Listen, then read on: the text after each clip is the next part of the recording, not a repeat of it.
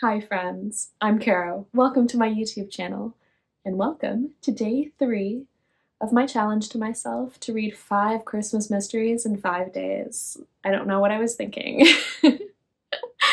So let's get cozy, grab yourself a hot cuppa, and maybe a little treat, and let's chat about books.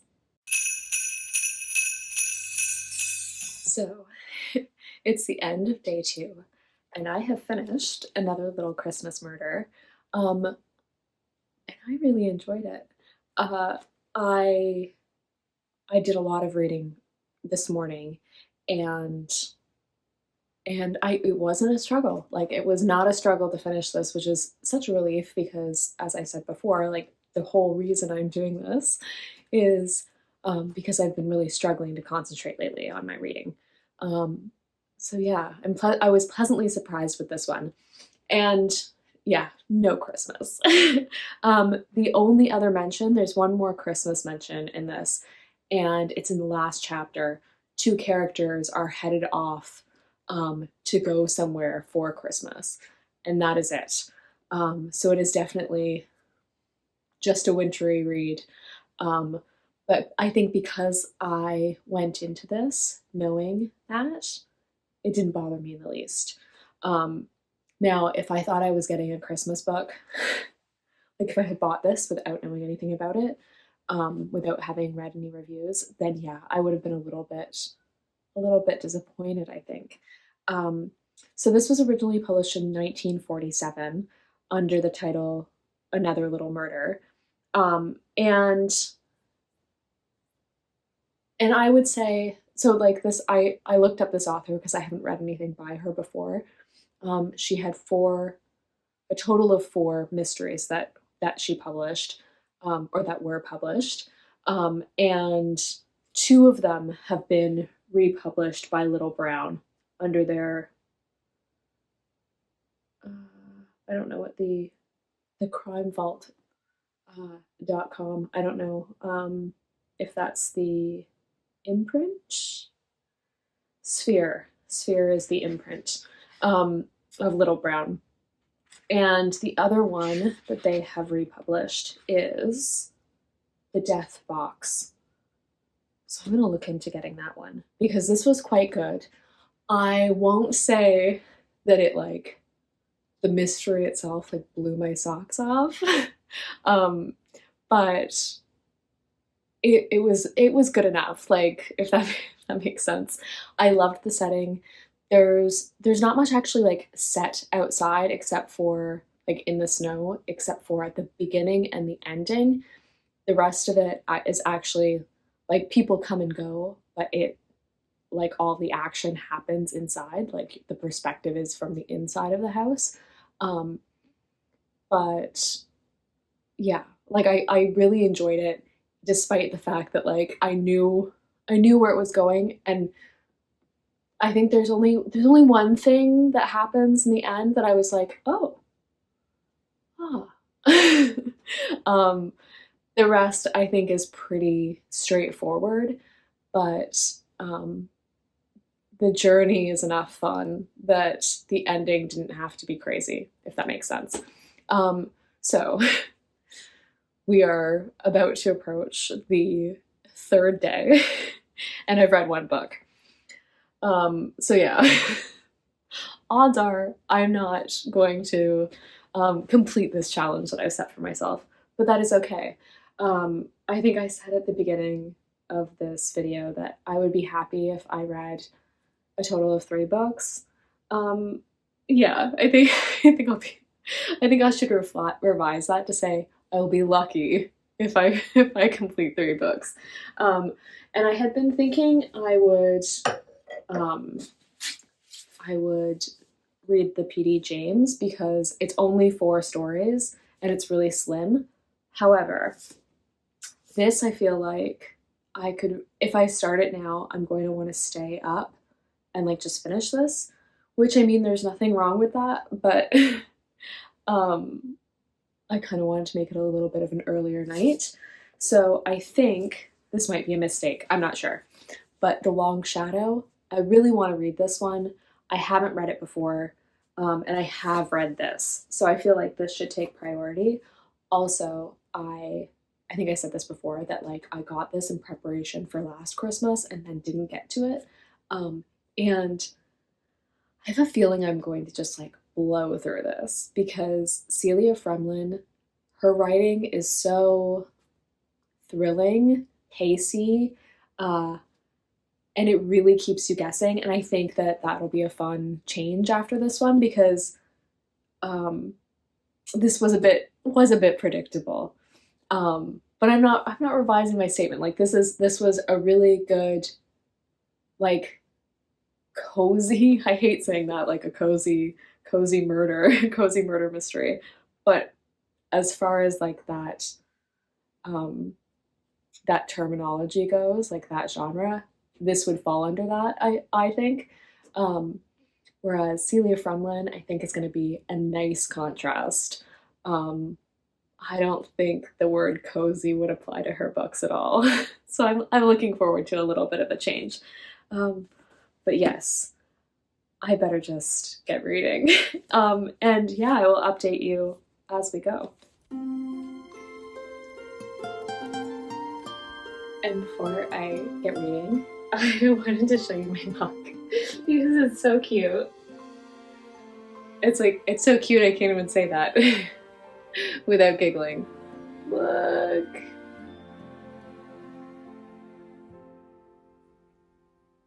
Isn't that fun? Okay, I think this part, and I don't know if like you were able to see it. So I'm just gonna turn it around like this without spilling my drink, hopefully. Yeah. This little one. It's my favorite. So cute. And because you need a snack, because you need a cozy snack while reading, I've got myself a shortbread cookie. The last one, I basically always have like a tin of cookies in our kitchen, and my husband eats like very few of them. And we are only a two-person household. So when the cookies are gone, it's like, oh, yeah, I ate most of those. And then I think about like what went into the ingredients, and I'm like, and then I try to forget about what went into the ingredients. Yeah, it makes it sound like I've been eating like so many cookies per day. I don't think it's a ridiculous amount. I definitely eat one cookie per day, like at least. But I think like moderation is key, and I'm good at moderation. So I don't see having cookies in the house as a problem. But yeah, there's the odd occasion where I'm like, maybe I should just stop making cookies. But then like, where's the happiness and the joy in that? I'd be so sad. Yeah, okay, we're gonna read.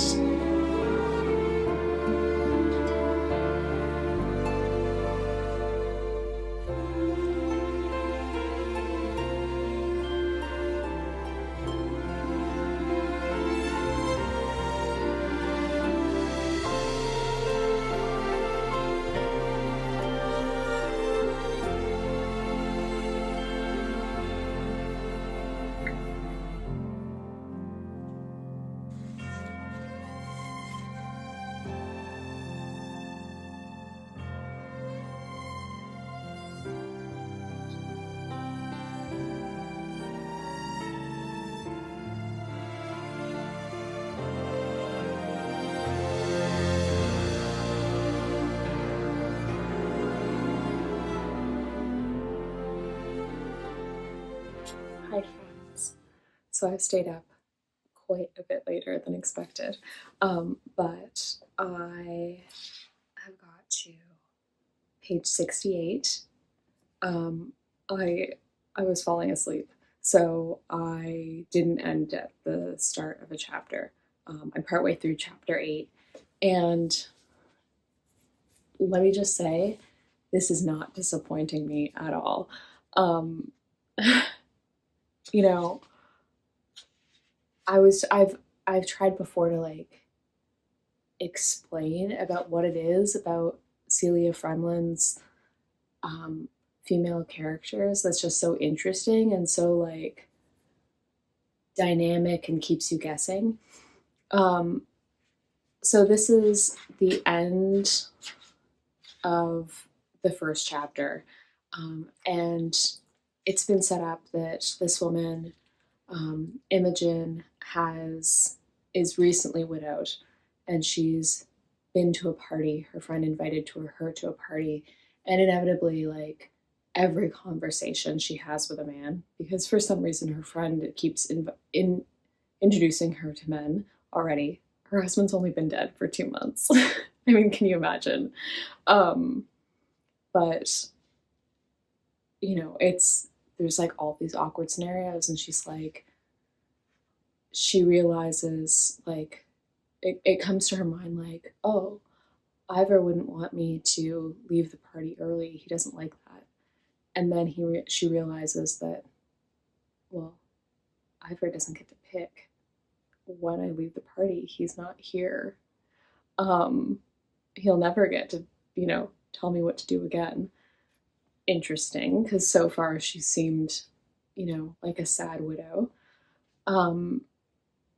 What one would, expect. The end of the chapter, a sense of loss, total and irretrievable, overwhelmed her. And laying her head down among the scattered papers, she felt her cheeks soaked in tears. Oh God, she murmured, and this was the nearest thing to prayer that Imogen had ever uttered. Please, God, don't let me forget what a bastard he could be. Oh, right? Yeah. So I think that basically, for me, sums up Celia Fremlin's female characters. Like, they are never as they appear on the surface. There's always so much more going on underneath, and it's not usually pretty. But I won't say this is relatable, because I like my husband a lot. But I will say that the messiness of her characters and the ugliness underneath, that feels really real to me. And yeah, I'm so excited to be reading this. So my understanding of what happens in this book is, from what I've the back cover copy, which is actually on the flap here, is that numerous people, like family members and friends, basically invite themselves to Imogen's newly empty house, was once empty house, for Christmas. And she receives a telephone call late at night, and he says, I know you killed your husband. Like, I know you murdered him. And yeah. And she doesn't say she didn't. Like, and her explanation is that, like, that she just like hangs up on him and is like horrified, is that, she's so completely taken off guard. But of course, the flip of, like, the other side of that is that she didn't say, no, I didn't, you're crazy. Yeah. And we know that she's not exactly, things weren't exactly perfect between them. So yeah, really, really excited to be reading this. And I think it's going to be great. Yeah, so that's it for tonight. I really wanted to just like concentrate on my reading. And as you can see, my mug has changed. I had a decaf Earl Grey. Yeah. And I'm going to show you what Clark looks like right now, because he's ready for bed or for more snacks. He's just had some bickies.